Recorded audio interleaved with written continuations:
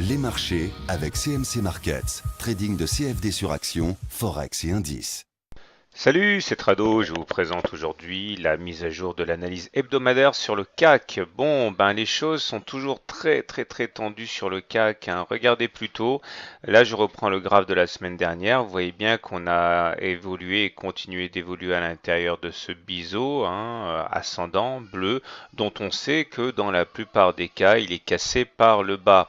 Alors cette semaine, il y a bien eu tentative de rupture du biseau. Regardez, en zoomant, on s'en rend bien compte, hein. On est allé chercher plus bas que le biseau, mais finalement, grâce à un rallye de fin de semaine, on arrive à finir quand même au contact de la borne basse du biseau. Donc théoriquement, on l'a pas cassé. Heureusement également qu'il y a eu la Bollinger inférieure pour amortir le choc, mais le danger est toujours là. Il faut se méfier de la semaine qui vient. Je vous rappelle que si on casse un biseau ascendant par le bas, l'objectif théorique maximum est d'aller chercher le point le plus bas du biseau, donc vers les 3600, ce qui correspondrait également, je le rappelle, à la figure d'élargissement orange ici, hein, dans laquelle on fait des rotations et qui pourrait donc nous emmener vers 3600. De manière à être complet. Je vous rappelle que nous sommes toujours sous l'effet d'une double percussion qui pourrait s'apparenter à un double top ici et là.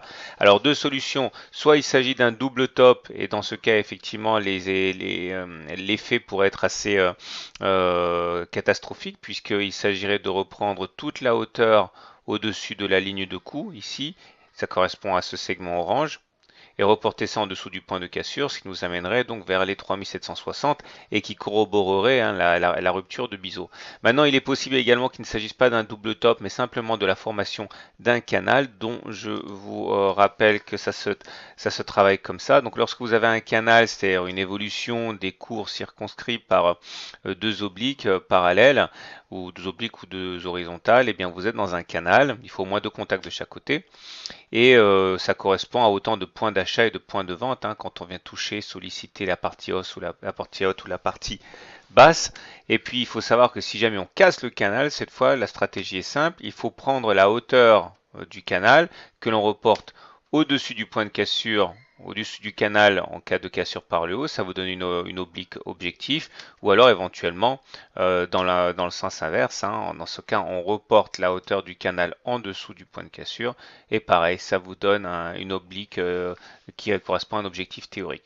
Voici un exemple, hein, sur France Télécom. Vous voyez, on évoluait à l'intérieur d'un canal. Une fois qu'on a eu cassé le canal ici, il s'est agi de prendre la hauteur du canal, reporter ici. On voit que le point a été rallié au point près. Alors si j'en parle, c'est parce que peut-être que nous sommes à l'intérieur d'un canal, ici, entre la partie noire et cette partie noire. Dans ce cas, si on casse par le haut, l'objectif pourrait être assimilé à ça, avec report, donc ça voudrait dire aller chercher 4640. Maintenant, si on casse par le bas, c'est exactement comme pour le double top, hein, on irait chercher les 3780. Voilà, les indicateurs techniques sont plutôt mal orientés.